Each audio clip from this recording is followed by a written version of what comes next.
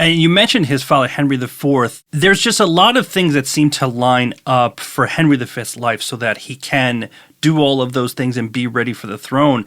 Henry IV seems to be kind of the perfect tutor in sometimes what to do and what not to do, because he's dealing with so much stress, as you say, usurping the throne, which means there's going to be a lot of people coming back, pretenders left and right. It almost seems like Henry V is also, for lack of a better term, lucky with how he is brought up because he's going to learn those lessons firsthand. Would you say that's accurate?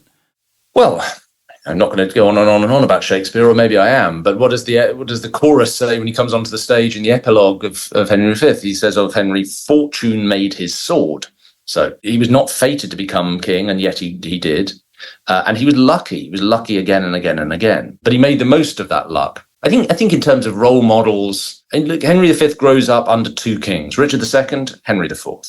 And Richard II is the sort of, in many ways, with one notable exception, the opposite of what you want from a medieval king. He's narcissistic, he's paranoid, he's self-centered, he's solipsistic, he's vicious, he's vain, he's completely false and damaging understanding of what the demands of kingship are. And he pitches himself constantly against his own people. He's good at one thing, and that is the showmanship of kingship. He's good at projecting majesty. And I think that Henry V, who as a young boy is in and around that royal court and sees Richard up close and personal. Richard knights him on campaign in Ireland. Richard's fond of saying that he heard a prophecy that this kid is going to be king himself one day. Richard is an interesting influence on Henry V. His father, to turn to the subject of your question, Henry IV, is also an interesting influence. And he's much more of a sort of, when I was studying history at Cambridge, it's called a director of studies. He takes Henry and he says that, you are going to have to learn this job in a hands-on apprenticeship.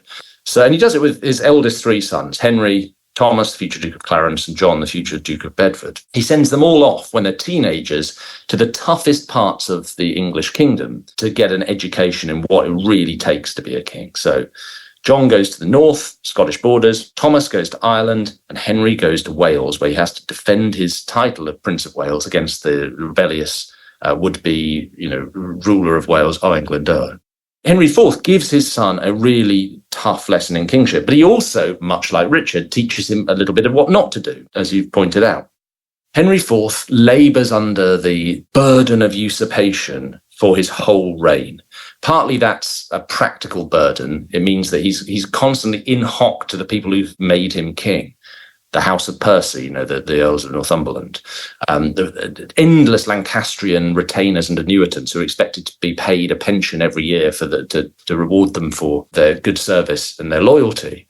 He's constantly fending off threats from a variety of sources, whether it's Owain Glyndŵr in Wales, whether it's the ghost of Richard II, who's murdered in 1400 whilst in prison, but who's, endless people say, Richard's still alive, we're going to get him back. Whether it's the Percys rebelling, whether it's even his own Archbishop of York, Archbishop Scrope, who he has beheaded for his part in a rebellion, a shocking murder, probably the most shocking murder of an ecclesiastic since Thomas Becket's murder in 1170 by Henry II.